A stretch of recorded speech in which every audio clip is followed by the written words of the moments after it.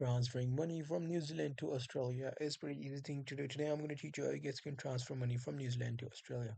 So in order to do that, we will be at the Google and then we will search for Remitly. The Remitly allows you to transfer money between the countries. So you just have to go to the first website, which is remitly.com. Now here you simply have to quickly log into your account. Now after logging in, so I'm just going to click on this sign in and I'm going to continue with my Google account because I have Google account, or I'll just add the password right here. Now after logging in, it should take you to the home page of the Remitly where you will easily be able to transfer money wherever you want. Now here, from where you want to transfer the money, you just have to select.